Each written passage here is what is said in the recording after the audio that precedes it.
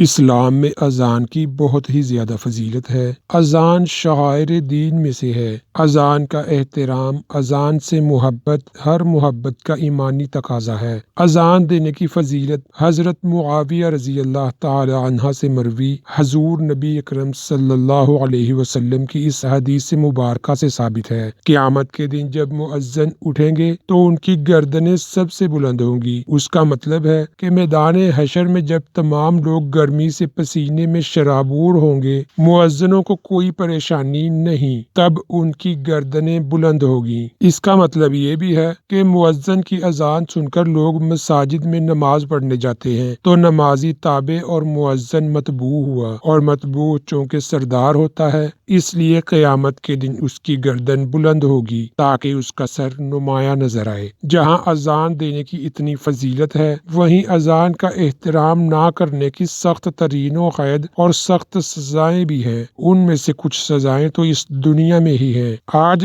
اذان کا احترام کرنے پر اس کا اجر و ثواب اور اس کو نہ سننے پر اس کا عذاب کیا ہے۔ حضرت سیدنا علی رضی اللہ تعالی عنہ کا اس بارے میں کیا فرمان ہے؟ ایک شخص ان کے پاس آ کر اپنی پریشانیوں کا ذکر کرنے لگا تو سیدنا علی رضی اللہ تعالی عنہ نے کیا فرمایا، اور اسی طرح اگر کوئی عورت بے پردہ ہو کر اذان سنے تو اس گھر پر کیا عذاب نازل ہوتا ہے۔ اسی موضوع پر گفتگو پیش کی جا رہی ہے۔ اذان کی اہمیت اور اس کی فضیلت اور سننے کے فضائل و برکات کیا ہے؟ حضرت عقبہ بن عامر رضی اللہ تعالی عنہ سے روایت ہے کہ ہادی عالم صلی اللہ علیہ وآلہ وسلم نے ارشاد فرمایا، تمہارا رب راضی ہوتا ہے پہاڑ کی چوٹی پر بکریاں چرانے والے سے جو نماز کے لیے اذان دیتا ہے اور نماز پڑھتا ہے۔ بس اللہ عز و جل ملائکہ مقربین سے فرماتے ہیں، میرے اس بندے کی طرف دیکھو کہ یہ پابندی سے اذان دیتا ہے اور پابندی کے ساتھ نماز پڑھتا ہے اور مجھ سے ڈرتا ہے، بس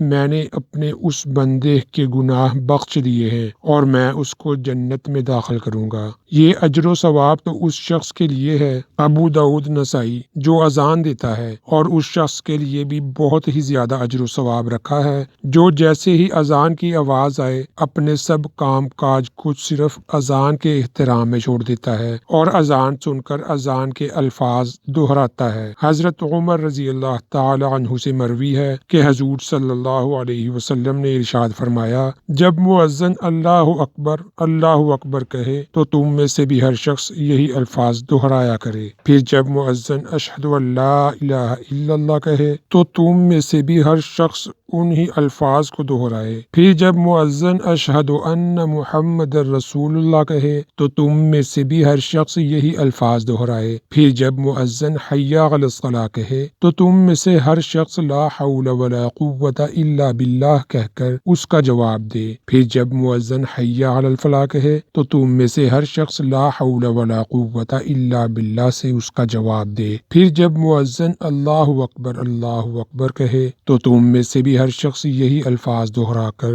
اس کا جواب دے، پھر جب مؤذن لا الہ الا اللہ کہے تو تم میں سے بھی ہر شخص انہی الفاظ سے ان کی تاکید کرے۔ بس جس نے اذان کے کلمات کے جواب میں یہ کلمات صدق دل سے کہے تو وہ جنت میں داخل ہوگا۔ جہاں اذان سن کر اس کا جواب دینے کی اتنی فضیلت ہے، وہیں اذان کا احترام نہ کرنے پر بھی سخت ترین وعیدیں بھی ہیں۔ جو شخص اذان کی آواز سن کر اپنے کام کاج میں مصروف رہتا ہے، اذان کو نظر انداز کر دیتا ہے اور اپنے کام کاج نہیں چھوڑتا، اس شخص کے کاروبار میں برکت اللہ تعالی اٹھا لیتے ہیں۔ حضرت علی رضی اللہ تعالی عنہ کے پاس ایک تاجر آ کر اپنی بے برکتی کا ذکر کرنے لگا تو آپ نے فرمایا، تم اذان کے وقت اپنے کام کاج کو ختم کر کے احترام اذان میں بند کر دیتے ہو یا خاموش ہو جاتے ہو؟ تو وہ کہنے لگا، نہیں۔ آپ نے فرمایا، اذان کا احترام کرو، پھر دیکھنا کاروبار میں کیسی برکت ہونا شروع ہو جائے گی۔ اسی طرح ہماری جو بہنیں اذان کی آواز سن کر اپنے سر پر دوپٹہ نہیں اوڑھتی، ان پر اللہ کی لعنت برستی رہتی ہے۔ پھر جس پر اللہ کی لعنت برسے، بھلا اس گھر میں رحمت آ سکتی ہے؟ کیسے وہ گھر خوشحال ہو سکتا ہے؟ کیسے اس گھر میں سکون آ سکتا ہے جو اذان کا احترام نہ کرتا ہو؟ یہاں اذان کا ذکر ہو رہا ہے تو یہ واقعہ بھی پڑھ لیجئے۔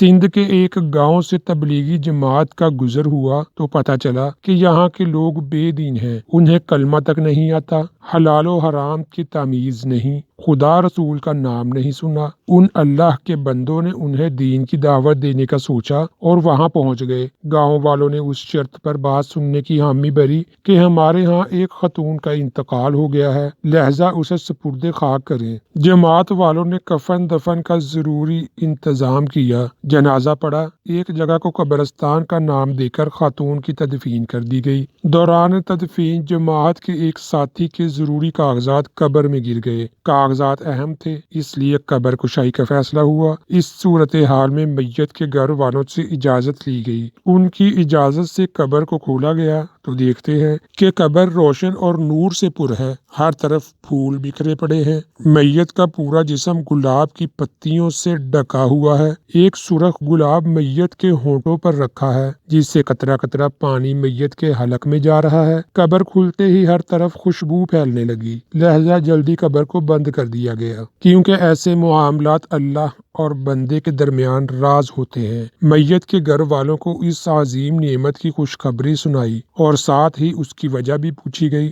خاتون کے اہل خانہ کا کہنا تھا کہ ہم نے کبھی اسے کوئی نیک عمل کرتے نہیں دیکھا، ہاں ایک چیز جو وہ اکثر کیا کرتی تھی اور جسے ہم نے اسے ساری زندگی اس ایک عمل کو کرتے دیکھا۔ جماعت والوں نے اس عمل کے بتانے کا اصرار کیا تو انہوں نے کہا کہ اس کی عادت تھی کہ وہ کبھی بھی اذان کی آواز میں بیت الخلاء نہیں جاتی تھی، شدید حاجت بھی ہوتی تو ادب کی خاطر انتظار کر لیتی تھی، اس حالت میں اذان کی آواز کانوں میں نہ آئے۔ آج ہمارے مسلم معاشرے کی حالت یہ ہے کہ گھروں میں بڑوں سے چھوٹوں تک کوئی اکا دکا ہو جو اذان کے لفظوں کا ادب کرتا ہو۔